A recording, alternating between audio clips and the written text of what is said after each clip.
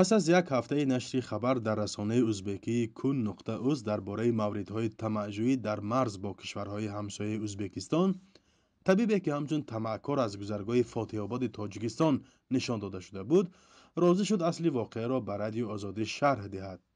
عبدالحمید ابراهیموف، طبیبی مرکز بهداشتی ناحیه مسچا، میگوید روز 14 اکتبر امسال هنگام نوبتداری وی در گذرگاه این واقعه رخ داده است و از یگان مسافر برای گذشتن از مرز پول طلب نکرده است.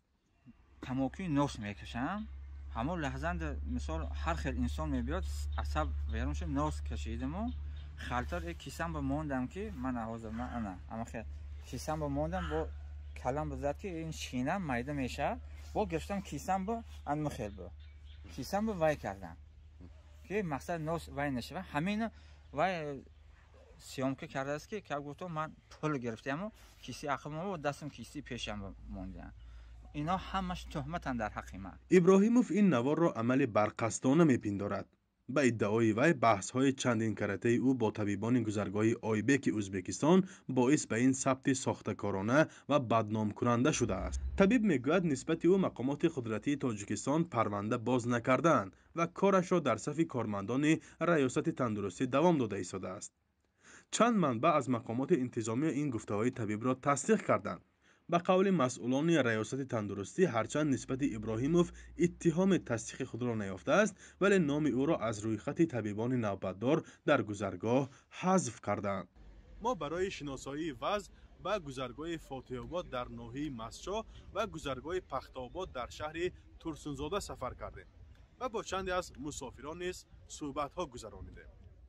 امروز نقد گذاشتیم دادر پیش نمیشد، همه سرسام میکرد. ازبکستان میگذاشتیم، تاجیکستان با داشته اوشون تو گردانده من زگرم پاسپورتم وای من گردون قبل من است شکیبسیز دیده yaxshi boringlar biron moniya muammo ham bo'lyapti. Mana xush omadlik juda ham zo'r. ولی به فرق از گذرگاه فاتح آباد، توسط گذرگاه پخت‌آباد مسافران نمیتوانند به اجازه‌نامه مخصوص گذرند. برای توی دیسوردی رفته ایستادیم. اگر دیگر کار نیست خیش تا برای ازبکستان زندگانی میکند، برای همین توی به تکلیف کردگی همین توی به رفته ایستادیم. رفت آمد بسیار نازن معامله آدم خاطی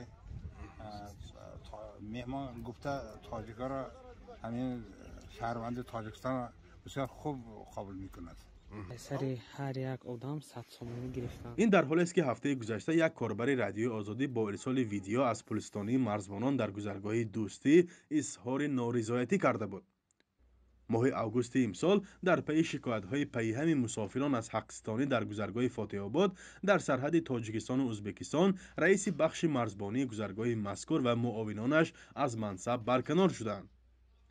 به سبب بالا بودن نرخ بلیط هواپیما از تاجیکستان به روسیه، اکثر مهاجران ماه‌های اخیر ازبکستان را همچون کشور ترانزیتی استفاده می‌برند. به سبب گسترش بیماری همگیر، ماه مارت سال 2020 گذرگاه‌های سرحدی را بستند و شهروندان تاجیکستان با اجازه ویژه می‌توانستند توسط راه زمینی به ازبکستان گذرند. فرزان محمدی، رادیو آزادی، از گذرگاه‌های مرزی تاجیکستان و ازبکستان.